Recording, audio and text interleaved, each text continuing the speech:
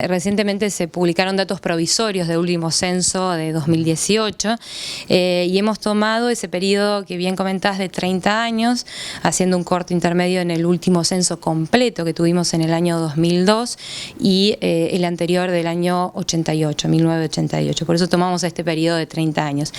En el intermedio hay un censo realizado en el 2008, pero vale aclarar que no se tomó para el análisis porque terminó siendo incompleta la estadística, sobre todo, digamos, no se terminaron de censar todos los segmentos definidos. Bueno, la idea de este análisis es ver grandes tendencias y justamente en estos últimos 30 años lo partimos en década y media, digamos, vemos fundamentalmente una reducción de un 40% en la cantidad de explotaciones agropecuarias permanentes que releva el INDEC. Es muy importante. Viendo la tendencia, si partimos los primeros 15 años de los siguientes en dos periodos, es una tendencia lineal, podemos decir, es un 20% que se pierde en el primer periodo y 20% en el otro. Ahora, si a esto sumamos la superficie involucrada a estas explotaciones agropecuarias, vemos que esa tendencia lineal no se repite. En estos 30 años se pierde un 11% en superficies asociadas a las explotaciones.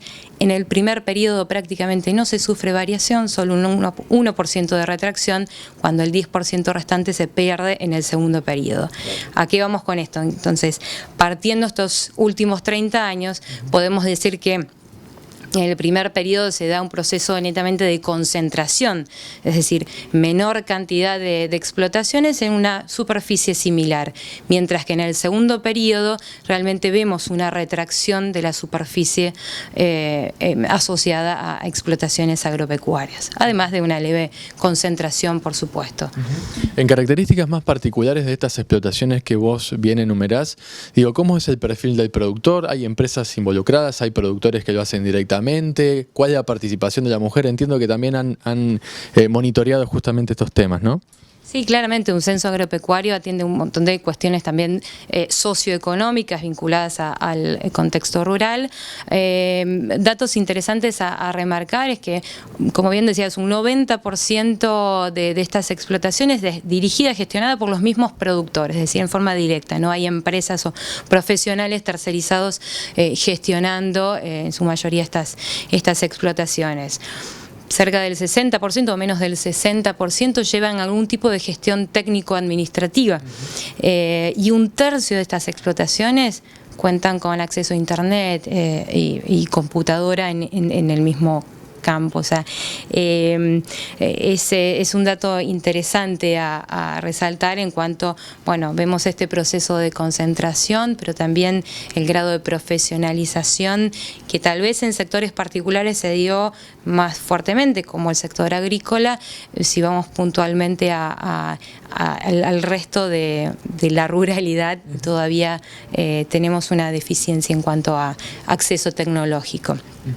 Otro punto a resaltar es justamente la cantidad de personas residentes en estas explotaciones agrícolas. Llegando a los 30 años, en el censo de 1988 teníamos 1,5 millones de personas residiendo en estas explotaciones.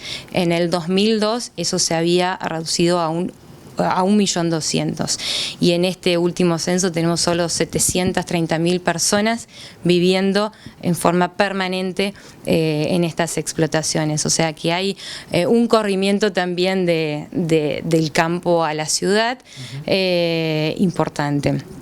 María Julia, por último, comentame también en cuanto a lo que es los diferentes tipos de ganados, ¿no?, que hay en estas explotaciones. ¿Qué han visto? El tema bovino, caprino, ¿qué están observando justamente?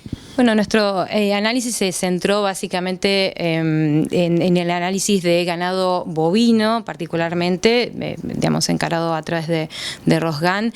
Y bueno, cuando comentaba un poco la reducción que sufrieron las explotaciones agropecuarias en general, o sea que en estos últimos 15 años se contrajeron un 20%. Si vamos a las explotaciones que tienen ganado bovino, se redujeron en un 30%, un 32%. O sea, se contrajo un tercio de esas explotaciones en los últimos 15 años.